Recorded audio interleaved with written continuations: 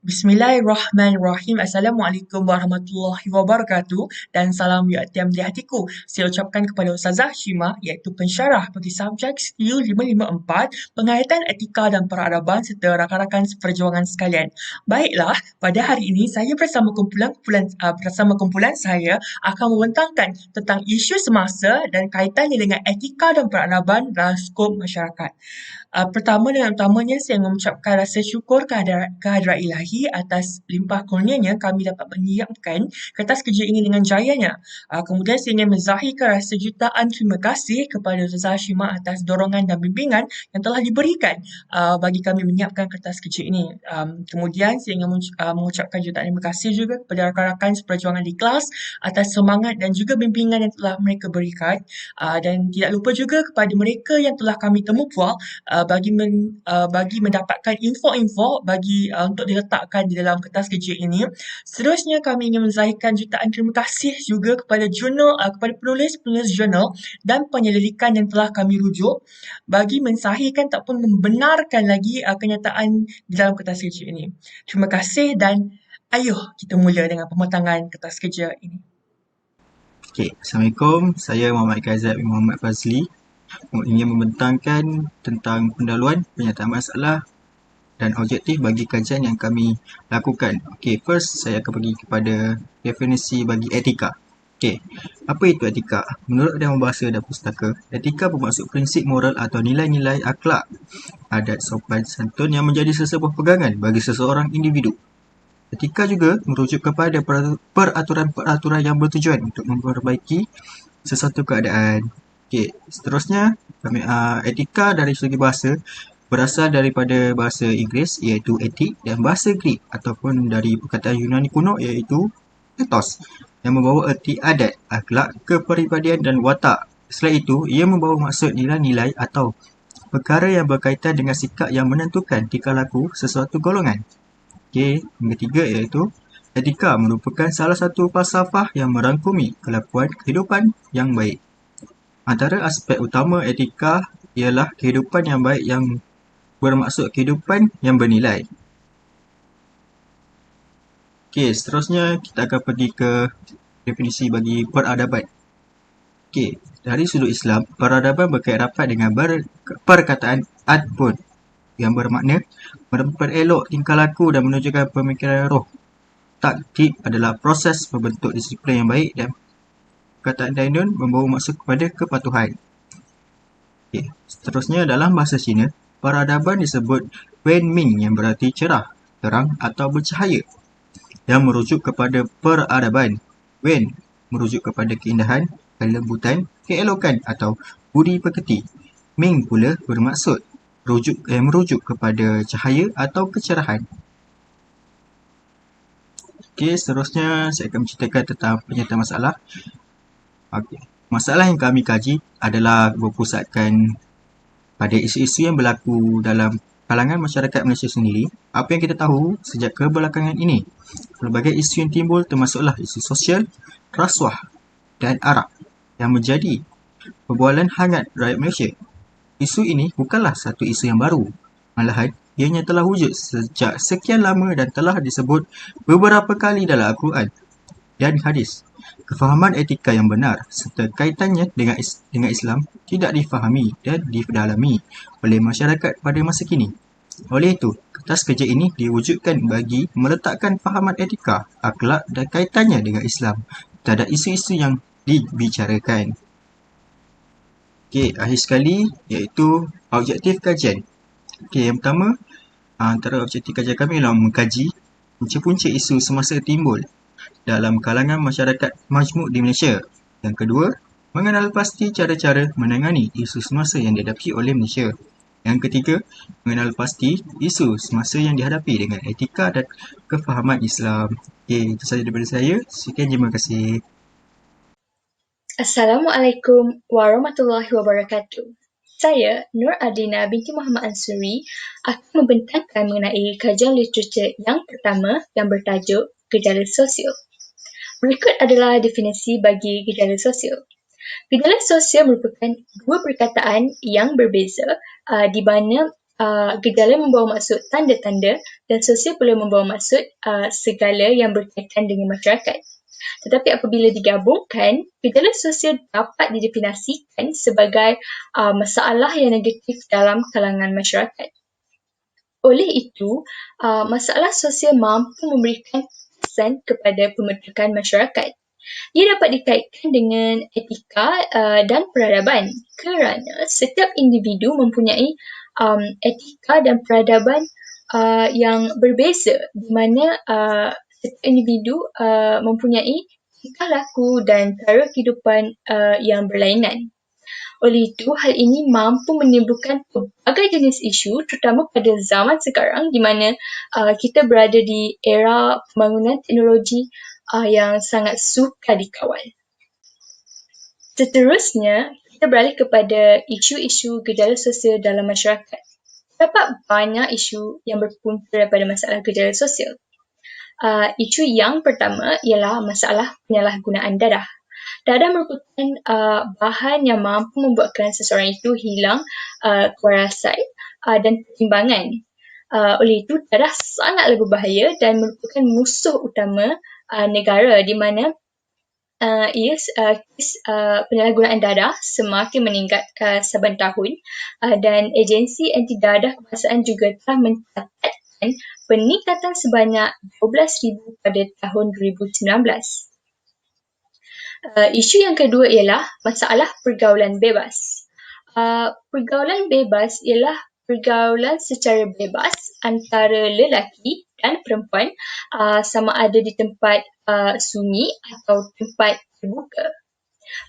Masalah ini sangat senang untuk dilihat kerana ia semakin berleluasa dan jelas dalam kehidupan harian kita. Ia sangatlah membimbangkan kerana masalah ini mampu bercabang ke masalah yang lain seperti masalah zina, budaya lepak dan sebagainya. Hal ini sangat jelas telah mengubah budaya dan peradaban di Malaysia kerana ia sangat berbeza pada zaman dahulu dengan jaga batas pergaulan antara lelaki dan perempuan. Isu yang ketiga ialah isu zina.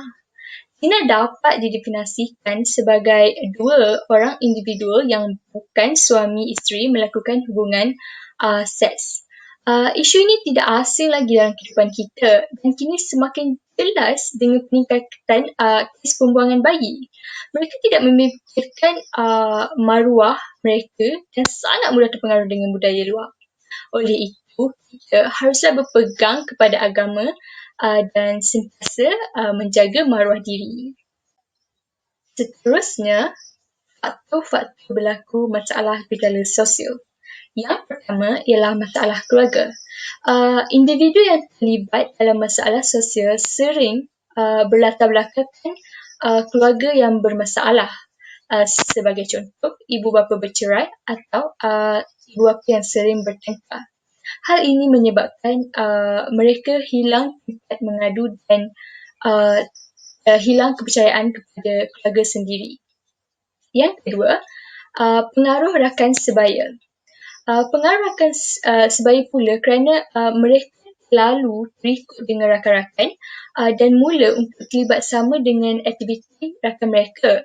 Sebagai contoh, merokok, ponteng dan melepak. Yang ketiga, pengaruh media massa.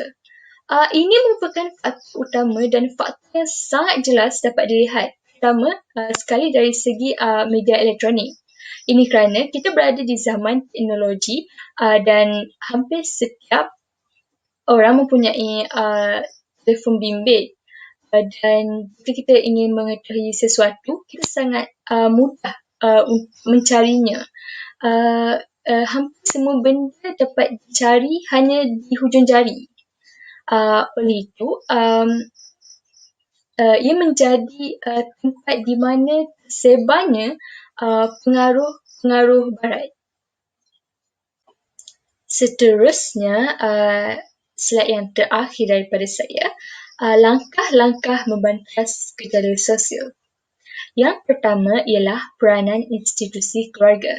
Ibu bapa perlulah memainkan peranan dalam mendidik dan memantau anak-anak mereka dan menunjukkan contoh teladan yang baik terhadap anak-anak mereka.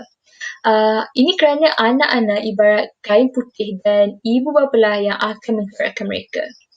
Seterusnya, peranan institusi sosial. Di sini, melalui institusi sosial, kita dapat menyebarkan kesedaran tentang bahayanya jika terjebak dalam masalah gejala sosial kepada masyarakat. Sama ada melalui media cetak atau media elektronik. Masyarakat juga boleh mengadakan program yang dapat membantu untuk mengurangkan masalah gejala sosial seperti program motivasi atau aktiviti-aktiviti yang menarik, terutama untuk golongan muda. Sebenarnya terdapat banyak lagi langkah-langkah yang boleh dilakukan untuk membantras masalah gejala sosial. Oleh itu, masyarakat haruslah bekerjasama dalam membantras isu ini. Assalamualaikum warahmatullahi wabarakatuh. Nama saya Iman Syafiq bin Zulkifli dan saya ditugaskan untuk membentang tentang kajian literatur 2 iaitu gejala rasuah. Isu rasuah ini membabitkan pelbagai lapisan masyarakat, tak kisahlah miskin maupun golongan elit, kerana rasuah ini tidaklah hanya membabitkan rasuah dari skala besar, tapi juga dalam skala kecil-kecilan. Poin seterusnya, walaupun Plan Integrasi Nasional dilancarkan oleh Perdana Menteri, masalah ini masih berleluasa dalam negara Malaysia. Gejala rasuah sudah pun wujud sejak zaman Halubah lagi, dan buktinya adalah dengan ayat Al-Baqarah, surah Al-Baqarah ayat 188 yang mengatakan yang memberi tumpuan kepada pemberian harta untuk mendapatkan sesuatu. Dengan itu, definisi mudah rasuah bermaksud hadiah ataupun pemberian harta untuk mendapatkan sesuatu.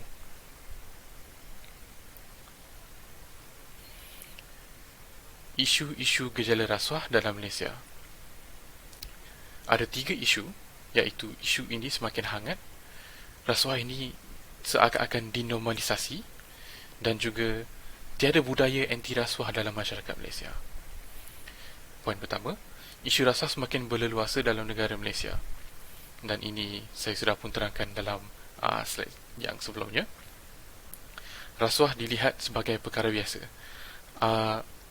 Kita sebagai rakyat Malaysia sentiasa tahu tentang rasuah ini berlaku, tetapi tidak ada apa-apa tindakan yang diambil terhadap orang ataupun pelaku-pelaku rasuah ini. Dan ia berkait serta dengan isu yang ketiga, iaitu masyarakat tidak peka dengan kejadian rasuah, walaupun kita sebagai rakyat kita tahu benda ini berlaku.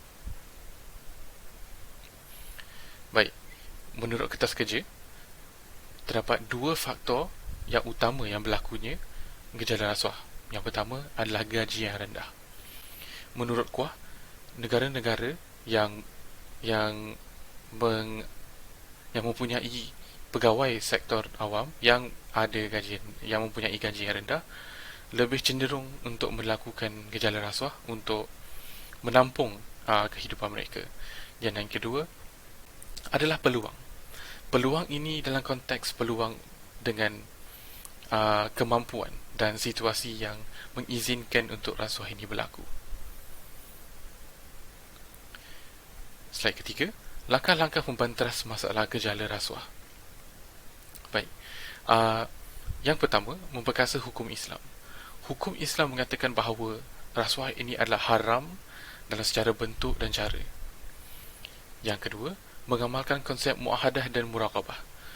Kedua-dua konsep ini adalah konsep yang menyentuh tentang setiap perkara yang kami lakukan sebagai hamba Allah akan sentiasa diawasi dan dihitung, dan sentiasa Allah sentiasa menyertai perbuatan-perbuatan kami sebagai hamba Allah. Jadi janganlah melakukan janganlah lakukan perlakuan keji ini kalau kita tahu dan kalau kita amalkan konsep muahadah dan muraqabah ini, dan akhirnya mengetat akta rasuah 1961 Akta 57 yang mengatakan bahawa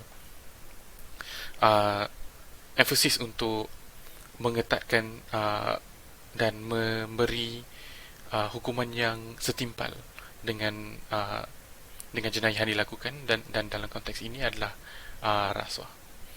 Dan saya rasa itu sahaja daripada saya. Terima kasih. Okey, Assalamualaikum. Nama saya Muhammad Hakim bin Muhammad Amindin. Saya buat bahagian tentang kajian literature yang ketiga, iaitu alkohol memberi kesan terhadap etika dan peradaban di kalangan masyarakat. Arak ataupun alkohol ialah sesuatu minuman yang memabukkan dan memberi kesan yang buruk kepada sesiapa yang meminumnya. Disebabkan oleh itulah Allah Subhanahu Wa Taala telah mengharamkan ataupun melarang semua manusia untuk minumnya, kerana ia telah memberikan mudarat yang buruk kepada manusia.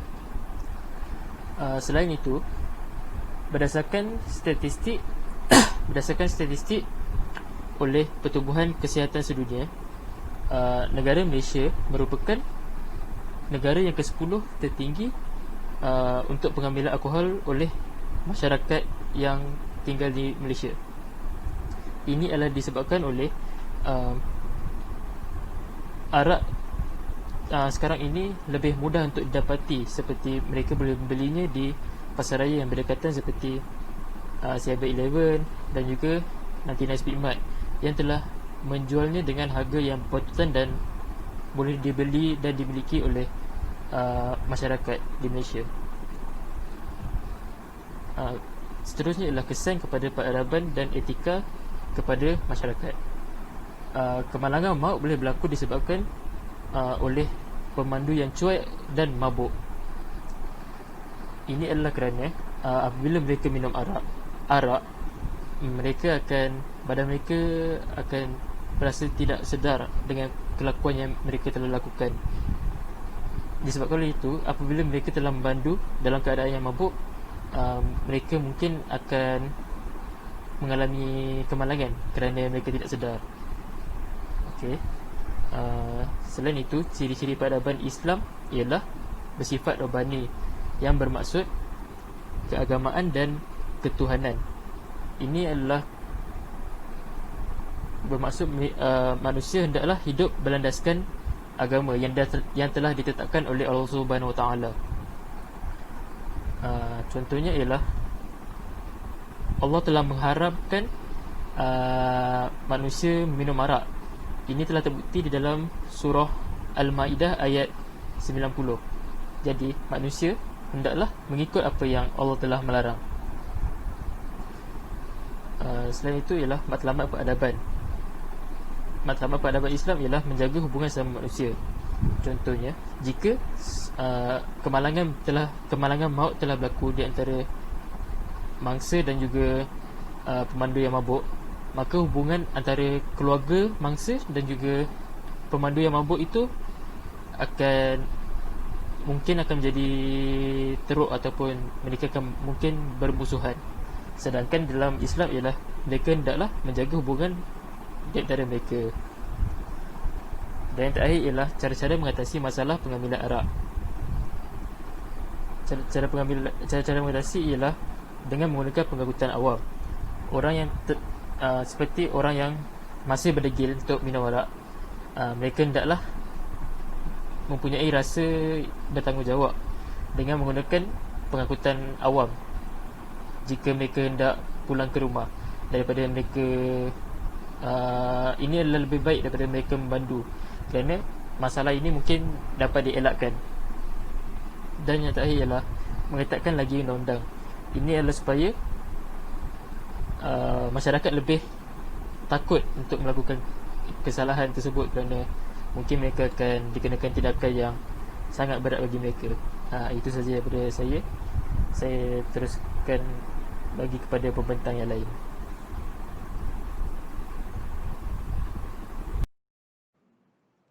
Okay, Bismillahirrahmanirrahim. Kembali lagi bersama saya. Okay, biarlah saya perkenalkan diri terlebih dahulu. Nama saya Muhammad Nakiyun Muhammad Zaini dan pada hari ini saya akan membentangkan berkenaan dengan metodologi kajian serta hasil pembincangan dalam kertas kerja yang telah kami lakukan. Okay, pertama berkaitan dengan metod kajian yang telah kami lakukan.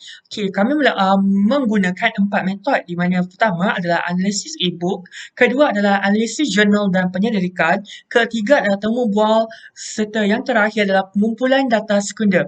Baiklah, bagi analisis e-books, di saat kita negara dilanda dengan COVID-19, kami tidak boleh pergi ke perpustakaan atas sebab-sebab PKPB dan sebagainya.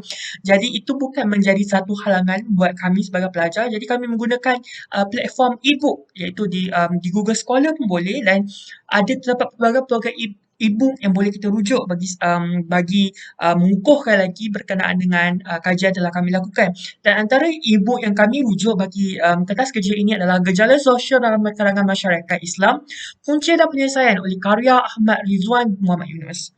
Okey, kemudian tidak lari juga analisis jurnal dan penyelidikan merupakan membantu banyak dalam mendapat fakta-fakta yang lebih mendalam berkenaan dengan kajian kami dan ini antara jurnal yang kami rujuk iaitu Delinkuan Pelajar dan Cadangan, Penyelesaian Pembangunan Sasiah Remaja Pelajar Muslim Bersepadu karya Dua Era Tunggak, Syananganti dan Hamimah Abu Naim.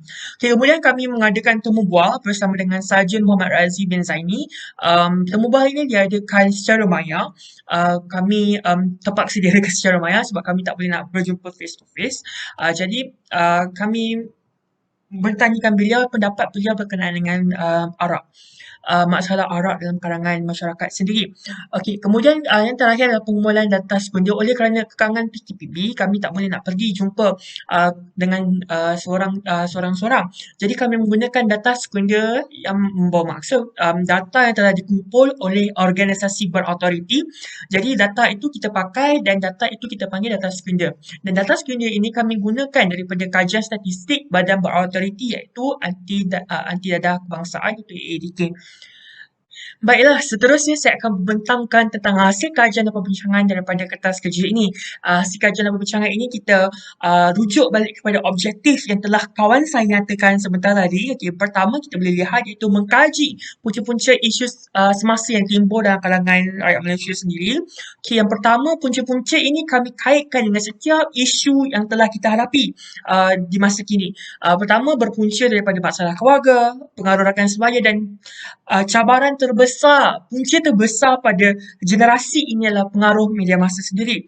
Kemudian untuk gejala rasuah pula, puncanya adalah keadaan semula jadi negara-negara yang terlibat dengan gejala rasuah di mana negara memandang remeh dan hanya merasakan perkara ini merupakan semula jadi dan tidak perlu membuat apa. Dan kemudian punca yang lainnya adalah kecakapan pemimpin politik dalam membantas rasuah. Okay, kemudian kita masuk pula kepada objektif kedua yang telah kami telah kami keluarkan iaitu mengenal pasti cara-cara menangani isu semasa yang dihadapi oleh Malaysia. Pertama yang kami keluarkan, yang kami highlightkan adalah peranan institusi keluarga dan juga institusi sosial seperti government organisation dan non-government organisation harus menggembleng tenaga dalam menangani isu semasa yang dihadapi pada masa kini. Sebab kalau satu institusi sahaja yang berfungsi dalam menangani yang berfungsi berperang nak menangani isu ini tidak akan berjaya. Jadi seharusnya kita menggembleng tenaga dalam menangani isu yang melanda bukan sahaja sebenarnya di Malaysia, di negara-negara lain juga. Kemudian kedua, mengukuhkan lagi dan mengetatkan undang-undang serta akta yang telah digubal. Dan yang terakhir sekali yang paling penting, semuanya bermula daripada individu sendiri. Individu harus mempunyai rasa tanggungjawab. Jadi tanggungjawab kita lah untuk menjaga diri kita sendiri, tanggungjawab kita untuk menjaga orang di sekeliling kita dan tanggungjawab kita untuk menjaga keamanan dan keharmonian negara Malaysia. Okay, yang terakhir sekali, objektif ketiga yang kami telah guideline-kan di dalam kertas kerja ini adalah menghubung kaitkan isu semasa dan yang dihadapi pada ketika ini dengan etika dan kefahaman Islam. Baiklah, pelbagai ayat Al-Quran serta hadis telah kami rujuk bagi menjelaskan betapa beratnya dan betapa pentingnya isu-isu ini dalam pandangan Islam sendiri. ayat Al-Quran dan hadis juga membuktikan bahawa isu ini bukan isu yang dihadapi pada masa kini je. Sebenarnya isu ini telah dihadapi pada zaman-zaman sebelumnya. Jadi ini membuktikan pada berabad telah kita lalui isu-isu seperti ini. Jadi apa yang membezakannya adalah usaha kita sendiri untuk menangani isu ini. Jadi dalam Al-Quran, dalam hadis dah pelbagai yang telah mereka ceritakan, pelbagai yang telah diceritakan berkaitan dengan isu-isu semasa ini. Baiklah, itu saja daripada saya. Terima kasih. Bismillahirrahmanirrahim. Nama saya Muhammad Afiq Razwan bin Muhammad Razi. Saya akan membentangkan kesimpulan. A'udzu billahi minasyaitonir rajim. Bismillahirrahmanirrahim. Laqad kana lakum fi Rasulillahi uswatun hasanatun liman kana yarjullah wal yawmal akhir wa zakarallaha katsira. Maksudnya, sesungguhnya telah ada pada diri Rasulullah bagi kalian contoh yang baik bagi orang yang mengharapkan pertemuan dengan Allah dan hari akhirat, dan mengingat Allah dengan zikir yang banyak. Surah Al-Ahzab ayat 21. Etika seseorang individu itu bergantung kepada beberapa faktor utama, seperti faktor persekitaran. Persekitaran yang tertekan mengakibatkan seseorang itu bertindak di luar norma masyarakat. Dalam keadaan tersebut juga, mereka tidak dapat membezakan sesuatu perkara yang betul dan tindakan seterusnya yang diambil, sama ada ia menterjemahkan kesan yang baik ataupun yang buruk kepada masyarakat sekeliling. Sehubungan itu, keputusan yang diambil mestilah berpandukan cara berfikiran yang mendalam. Hal ini kerana supaya nilai asas dalam masyarakat tidak dilanggar. Tempoh Perintah Kawalan Pergerakan atau lebih dikenali sebagai PKP semestinya digunakan sebaik mungkin oleh kita semua untuk memperbaiki diri ini. Antara contoh proses memperbaiki diri adalah menghindari perkara yang menjerumus kepada kejahatan. Selain itu, masyarakat juga boleh memelihara keharmonian sedia ada supaya etika dan susila yang sedia ada tidak dilanggar. Seterusnya, kita juga boleh melakukan proses muhasabah diri seperti memperbanyakkan amalan serta melakukan perkara-perkara yang baik. Dan akhir sekali, mencari etika dan susila dalam diri ini yang semakin pudar. Sekian daripada kami semua. Wabillahi taufiq wa hidayah. Wassalamualaikum warahmatullahi wabarakatuh.